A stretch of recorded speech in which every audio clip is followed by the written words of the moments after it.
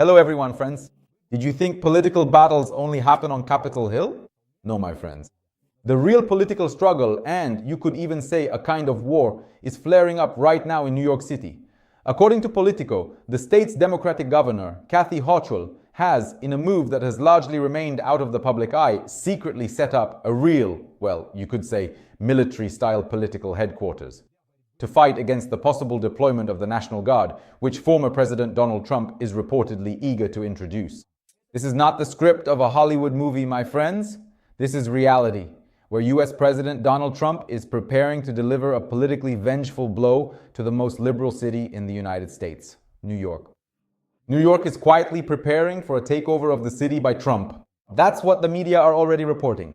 Sources at Politico report on closed-door discussions held by Governor Hochul. She held a series of consultations and meetings with New York business leaders, law enforcement, and activists. And the goal might just be shocking. The purpose of these meetings is to prevent or at least mitigate any intervention by federal authorities. First and foremost, it's to prevent the deployment of the National Guard, which Donald Trump wants to send in. The scale of planning and coalition building, which had not been previously reported, is intended to deprive Trump of any pretext for sending the National Guard or active duty troops into the city. Jackie Bray, the director of the state's Department of Homeland Security and Emergency Services, said, "And if we can't prevent it, then hopefully we can at least delay it." In other words, they are now preparing to offer political resistance to Trump's decisions. Well, at least that's how it looks. And for this, they are gathering like-minded people around them, holding consultations, and preparing some kind of plan for political resistance. This is the language of military planning, not civil administration. You could say that all these actions are essentially that. Why such fear? The answer lies in the new mayor and old political revenge.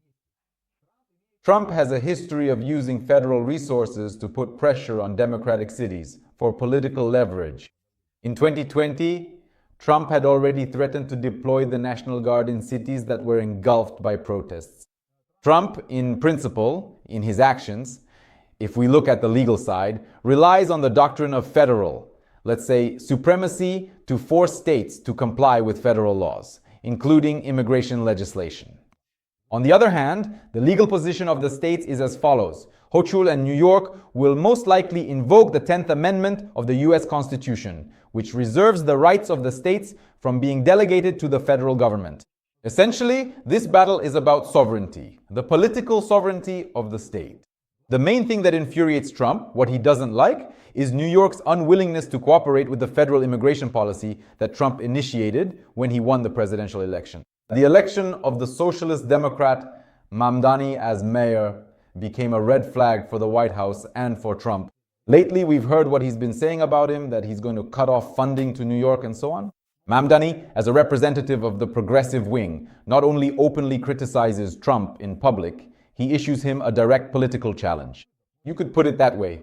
Mamdani stated publicly that the New York police would not cooperate with ICE, which Trump plans to send to New York. Openly. You see? He made this statement. This is pure politics. Essentially, this is a direct sabotage of federal immigration policy and accordingly of the future deportations that the Trump administration is so eager to carry out. And this is the perfect legal pretext for Trump to use force in principle, accusing the city of violating federal law and legislation. Can the New York police legally refuse to officially cooperate with ICE agents? Well, theoretically, it's possible. Of course they can. These are two different organizations. Why? Because New York, like many liberal cities in America, has its own laws. Yes, which, for example, prohibit the police from spending financial resources on carrying out certain federal immigration functions that, for instance, go beyond what is already allocated in the budget. Yes, you could, well, play it that way. American human rights advocates also say that the federal government cannot force local authorities to spend their budgets on catching migrants and deporting them. Do you understand? Mamdani is using state legislation and local ordinances essentially as a shield against federal intervention that Trump is planning, yes, by bringing in the National Guard. This is, in principle, a risky legal move. Hochul and her team are not just afraid. They are preparing for the worst. They want to avoid, first and foremost, a situation where federal ICE agents or the National Guard which would be deployed by Trump's order, would directly come into conflict with the New York police or, God forbid, even with local residents. This is exactly what they don't want. The local authorities don't want this either. And that's why the creation of a headquarters, as Politico writes, and right?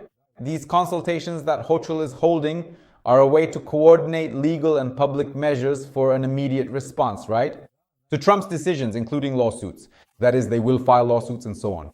We know of precedents when Trump deployed the National Guard and the courts overturned or suspended those decisions because they were illegal, right? And so on. Accordingly, they will have a way to, so to speak, buy themselves time for political negotiations. New York is the capital of finance and media, and at the very least, it is not going to surrender without a fight.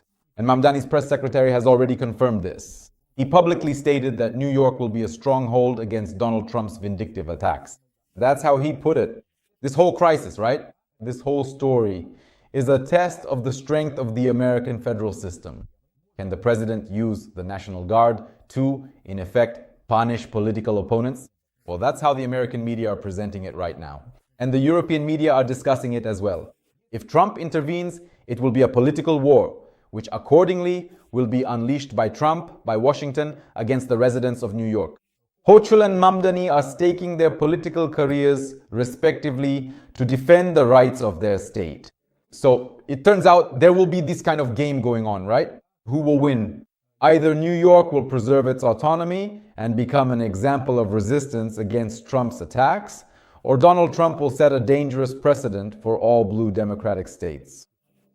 Friends, what do you think? Please write in the comments whether you think Donald Trump has the right to deploy the National Guard, right? To force the city to cooperate with ICE, or are Hochul and Mamdani actually doing the right thing by resisting him like this? Please share your opinion in the comments.